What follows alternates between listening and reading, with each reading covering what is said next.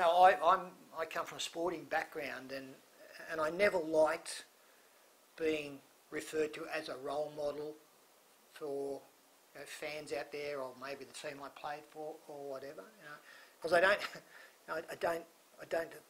don't see a 7 or 8 year old out there, me being a role model as a rugby league player, as being something that they can learn too much from. If I could be seen as a role model, I need it to be as a dad.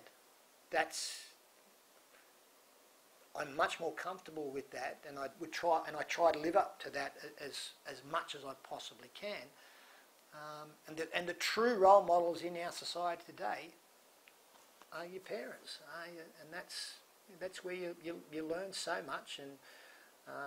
And again, I think you've got to be constantly aware of whatever you're doing around, and the way you treat people and the way you talk to people. All of those things.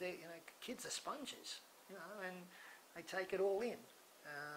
So you've got to be careful that they're taking in they're seeing the right things and they're hearing the right things. Yeah.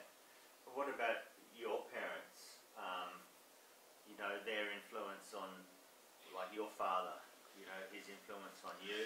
And yeah, I had a bit of a different upbringing. My mum passed away when I was 9. She died of breast cancer when I was, young, and that meant my dad, who was in the Air Force, was left with 4 kids under the age of 13, 2 elder sisters and 1 younger sister.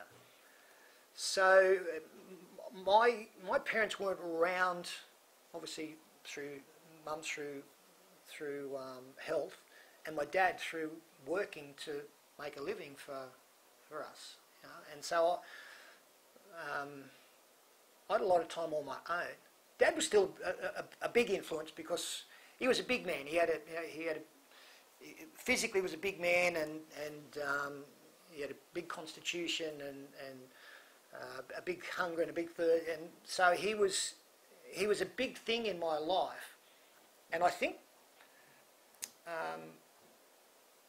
one of the most important times that I can remember was when I actually signed to come to Parramatta when I was a 16-year-old, to come up from Wagga to Sydney.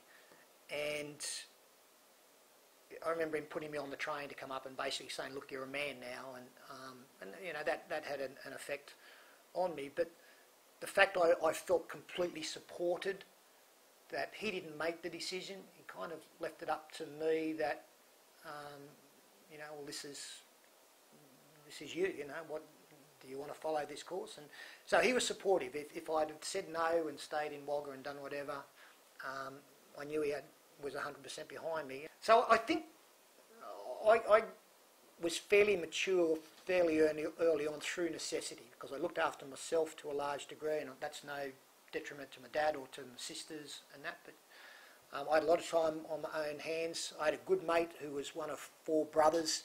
I almost felt like a 5th brother because I spent a lot of time around at his place. So I guess when I went into parenting, it was, I'm not saying I looked at it in a different way, it was just the way that I had been parented through circumstance was different to your maybe normal situation. Yeah. I don't know if it was a good thing or a bad thing, but I know that it was important for me to wait until I was older before taking on the responsibilities, and that was a good decision. Yeah.